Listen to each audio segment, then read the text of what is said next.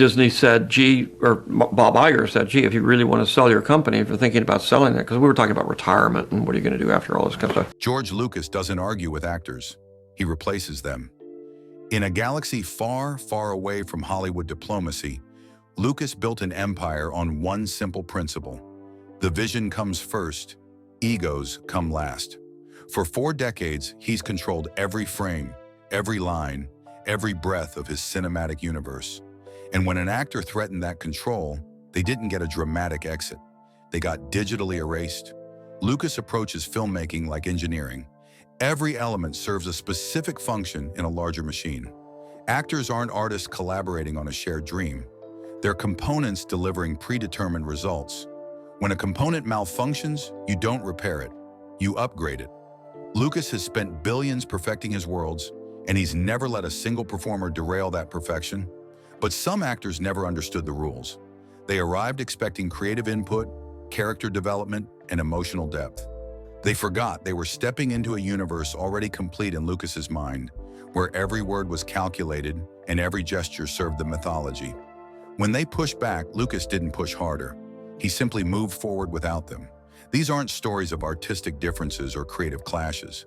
These are tales of miscalculation, where established stars met an unmovable force and discovered that in Lucas's galaxy, there are no negotiations, only results. 6. Kurt Russell. Kurt Russell seemed destined for the Star Wars universe. Rugged, charismatic, and perfectly suited for space adventure, he was Hollywood's go-to action hero in the early 1980s.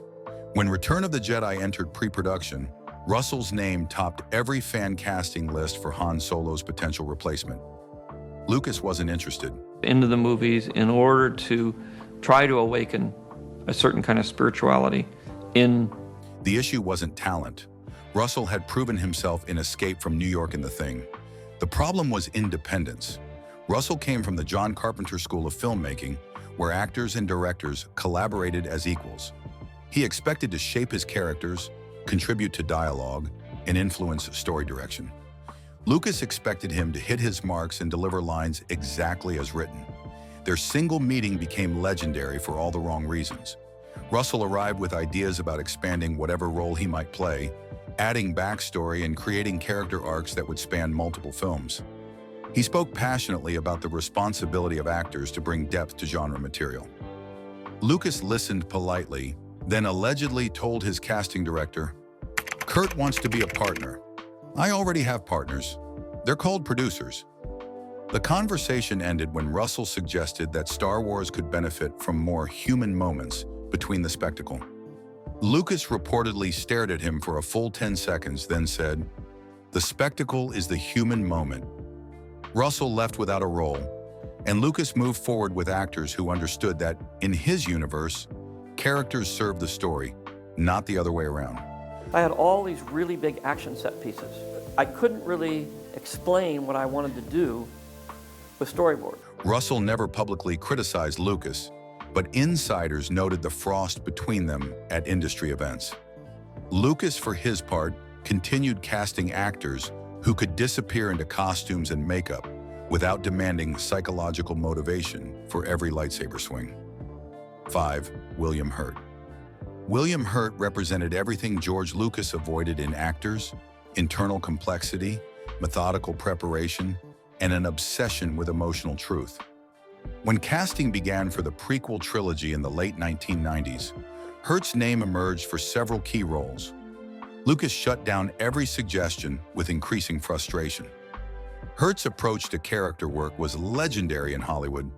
He spent months researching roles, developing backstories, and finding psychological entry points into every part.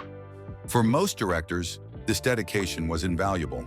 For Lucas, it was incompatible with his streamlined production methods. The prequels operated on tight schedules with extensive digital effects work. There was no time for exploration or discovery. The breaking point came during early discussions for Attack of the Clones. Hurt expressed interest in playing a Jedi Master, and his representatives arranged a preliminary meeting. Hurt arrived having researched various philosophical traditions that might inform a character's connection to the Force. He wanted to discuss the spiritual implications of wielding such power and how it might manifest in subtle behavioral choices. Lucas reportedly interrupted him 20 minutes into the conversation. "It's space magic, Bill. Point. Wave. Things move." Hurt pressed on, explaining how he could bring gravitas to the role through careful attention to the character's internal journey. Lucas ended the meeting by saying, "The internal journey happens in post-production." The role ultimately went to Christopher Lee, who understood that playing a Sith Lord required presence, not psychology. Lee delivered his lines with Shakespearean authority, while understanding that the real performance would emerge through digital enhancement in John Williams' score. Hurt continued building complex characters in intimate dramas. Lucas continued building galaxies without him.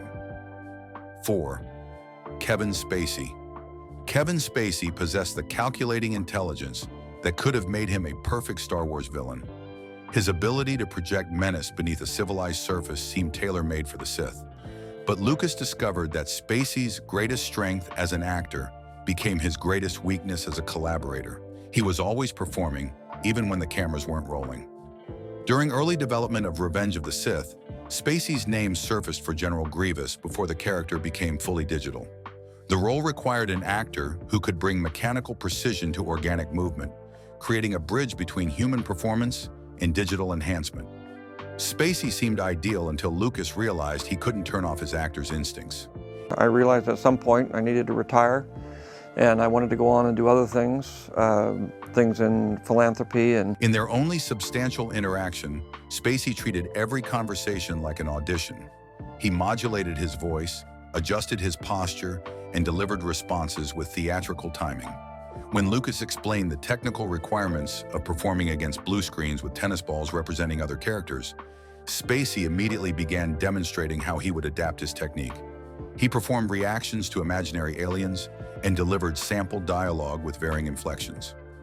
The final straw came when Spacy suggested script revisions that would give Grievous more psychological complexity.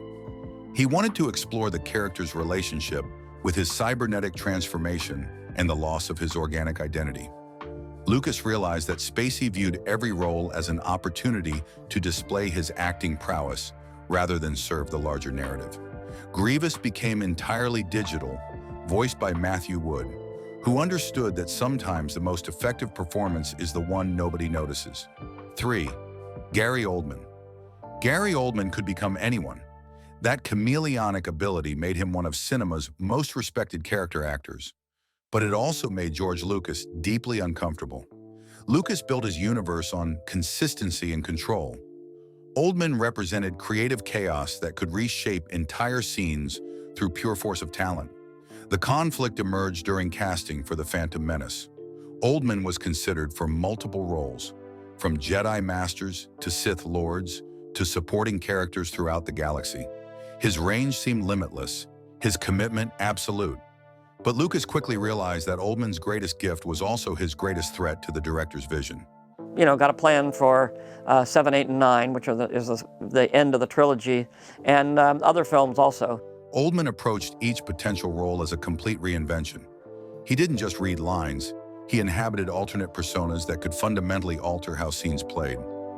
During a reading for a minor Senate character, Oldman created an entire accent, physical demeanor, and political philosophy that transformed 2 pages of exposition into a complex portrait of galactic bureaucracy. It was brilliant acting that would have overwhelmed the scene's actual purpose.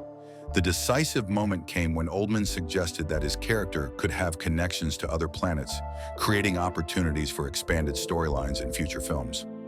Lucas realized that Oldman thought like a collaborator, building a shared universe rather than an employee serving a predetermined vision. The roles went to actors who could deliver competent performances without reshaping the galaxy around them. Oldman continued transforming into unforgettable characters in other franchises. Lucas continued building his empire with performers who understood that in Star Wars, the universe was the star. 2. Anthony Hopkins. Anthony Hopkins commanded respect wherever he appeared. His mere presence elevated material, transformed simple scenes into memorable moments, and brought gravitas to any production. For George Lucas, that was precisely the problem. Hopkins was too powerful for the Star Wars universe, too magnetic to serve as anything other than the center of attention. The opportunity arose during development of the prequel trilogy when Hopkins expressed genuine interest in joining the saga. Studios executives were ecstatic. Having Hannibal Lecter himself as a Jedi Master would bring prestige and adult credibility to what critics dismissed as children's entertainment. Lucas was terrified. Hopkins operated on a different level than other actors.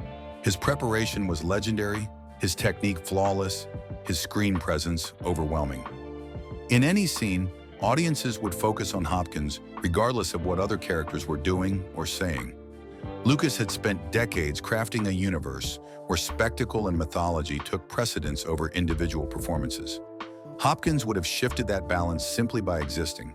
The conversation ended when Hopkins mentioned his interest in working with Lucas to develop the character's arc across multiple films.